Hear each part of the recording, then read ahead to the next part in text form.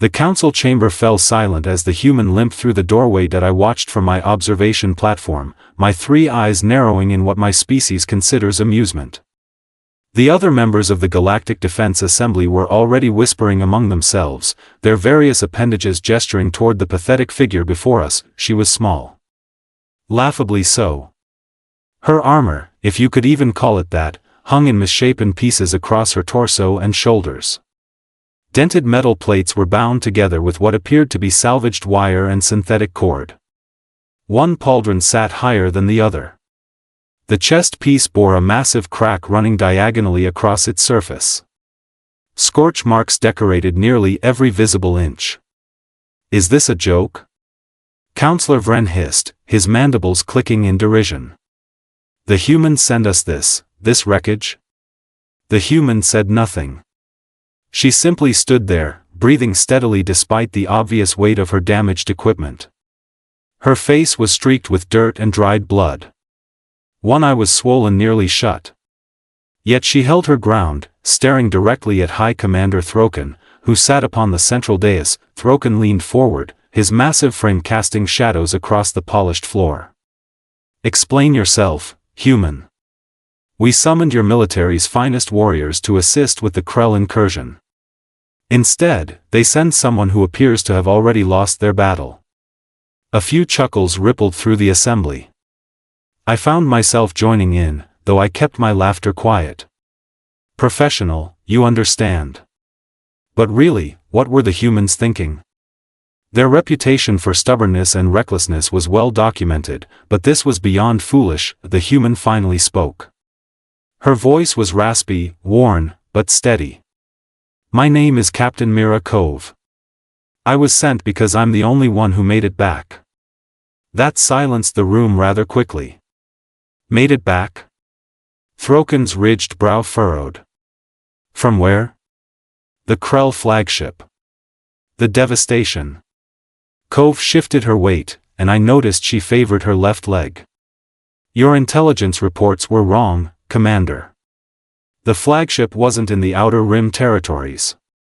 It was hiding in the asteroid field near Station 12. My unit found it 3 cycles ago. Counselor Vren scoffed. Station 12 was evacuated.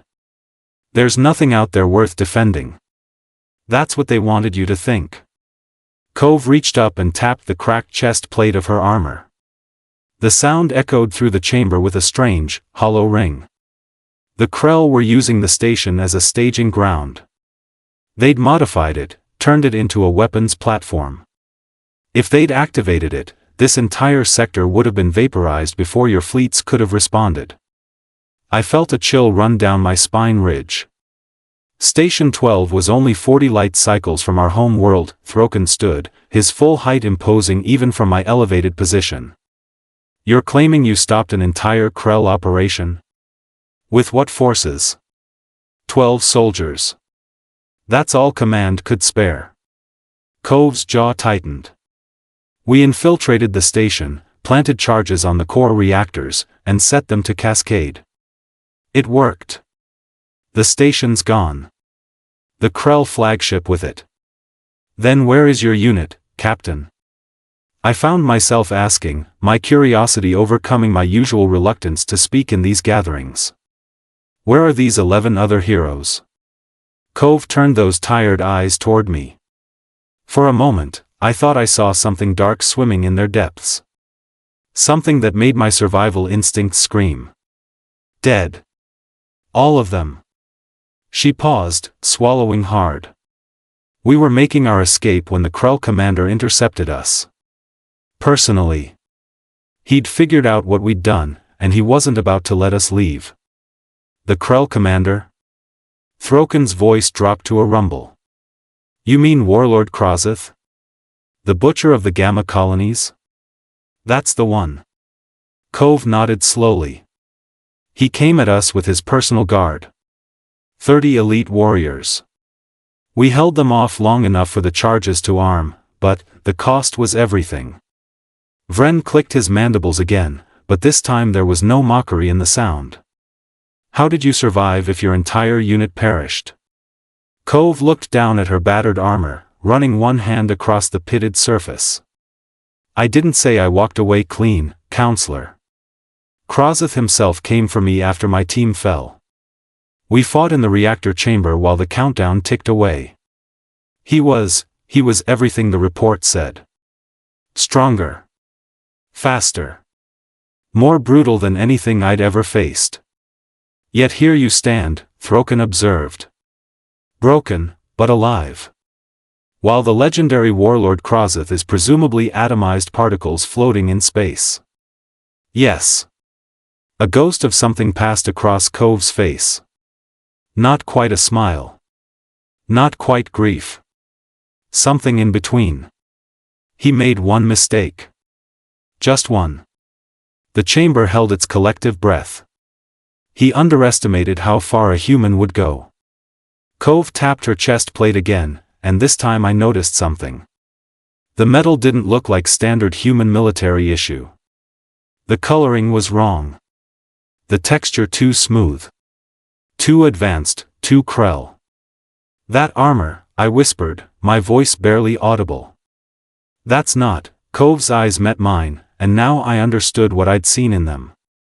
Not darkness. Not grief, vindication. You're observant, Kove said, nodding in my direction. Most people just see the damage and assume it's worthless scrap. She unbuckled one of the shoulder guards, letting it fall to the polished floor with a resonant clang that echoed far longer than it should have. The metal was unmistakable now that it lay exposed under the chamber's lighting arrays. Crimson alloy. Carbon weave threading. Molecular bonding that our scientists had been trying to replicate for decades. That's Krell battle plate, Vren breathed, his earlier mockery completely evaporated. That's commander-grade Krell battle plate. Kove corrected, a grim satisfaction in her voice. Now it's mine. Piece by piece, I took it from him while the reactor counted down to critical. Every time he knocked me down, every time he thought he'd won, I got back up. And I took something from him. Throken descended from his dais, his massive feet thundering against the floor as he approached the human. He towered over her, easily 3 times her mass, yet she didn't flinch. Didn't retreat. She simply stood.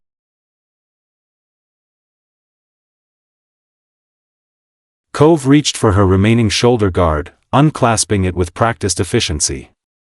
More Krell armor. Then the arm pieces. The shin guards. The broken chest plate that had drawn so much ridicule. Each piece bore the unmistakable craftsmanship of Krell military forges, designed for warriors who considered anything less than perfection an insult to their honor, but these pieces were shattered. Melted. Torn. Reassembled by desperate hands in desperate circumstances. We fought for 7 minutes, Kove explained as she laid each piece before Throken. I lost my rifle in the first 30 seconds. My sidearm jammed after the second magazine. So I used his own weapons against him. His blade. His armor. His arrogance. 7 minutes against Krozeth, I muttered, recalculating everything I thought I knew about human combat capabilities. That's impossible. Our best warriors wouldn't last 90 seconds. Your best warriors would try to match him strength for strength, Kove replied, rotating her damaged shoulder with a wince. I didn't. I made him chase me through the reactor chamber. Made him destroy his own ship's infrastructure trying to kill me. Every console he smashed, every support beam he tore down, it all added up. By minute 4, the countdown had accelerated. His own commanders were screaming at him to evacuate. But he didn't, Throken stated, understanding dawning in his eyes. He couldn't. Not without killing you first. Pride, Kove said simply. The Krell live for combat glory. Dying in battle is acceptable. Running from a wounded enemy half your size? That's unforgivable. So he stayed. And I kept taking pieces of him. She lifted the chest plate, turning it so we could see the interior surface. Scratched into the metal, in crude but deliberate lettering, were names. 12 names. My team, Kove whispered, her voice finally cracking with emotion. Lieutenant Torres. Sergeant Hayes. Corporal Vex. Private Yuki. Every single one of them. She traced the names with her fingertips. They bought me the time I needed. The least I could do was make sure their sacrifice meant something. Vren moved closer, his earlier hostility replaced by something approaching reverence. How did you get out? If the station was destroyed, if the flagship was caught in the explosion, escape pod. Krozatha's personal escape pod. A bitter laugh escaped Kove's lips. Ironic, right? I killed him with his own blade, took his armor as trophy, and used his private emergency transport to save my own life. Took me 2 days of drift before your patrol ships picked up my distress signal.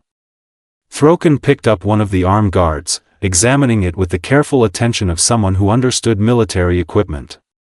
You reassembled this armor yourself? While injured? While drifting in space? I had time, Kove said flatly. And I needed something to do besides think about everyone I'd lost.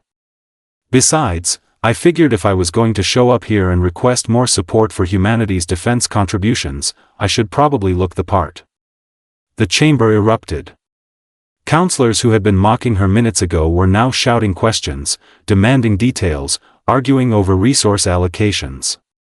I watched it all with a strange mixture of horror and admiration. The human had walked into a room full of species that had been questioning humanity's worth in the Galactic Defense Assembly. She'd been laughed at, dismissed, treated like a failure, and then she'd shown them proof that she'd accomplished what entire battle fleets couldn't manage. She'd killed the Krell's most feared commander. Destroyed their staging ground. Saved billions of lives across multiple systems, while wearing the broken pieces of her enemy's own armor like a badge of honor. Captain Kove, Throken's voice cut through the chaos like a blade. The chamber fell silent once more. On behalf of the Galactic Defense Assembly, I formally apologize for our initial reception. Your actions, and the sacrifice of your unit, have prevented catastrophe on a scale we're only beginning to comprehend. Kove nodded stiffly. Does that mean humanity gets the reinforcements we requested? It means, Throken said, a slight smile crossing his features, that humanity gets whatever it needs. And perhaps more importantly, it means the rest of the galaxy now understands something crucial about your species. What's that? That when you break a human, they don't stay broken. They improvise. They adapt. They take the pieces of what should have destroyed them and turn those pieces into weapons. Throken gestured at the scattered armor. The Krell thought their commander's armor was impenetrable. Now it's a monument to their greatest failure. Kove began gathering her armor, piece by piece, reattaching it with the same methodical efficiency she'd shown in removing it. When she finished, she looked just as battered and worn as when she'd arrived. But now, everyone in that chamber saw something different, not a broken soldier in salvaged scraps but a warrior who'd turned her enemy's greatest strength into her own greatest trophy. One more thing, Commander, Kove said as she turned to leave. When you send those reinforcements to human space, make sure they understand something. We don't need soldiers who never break.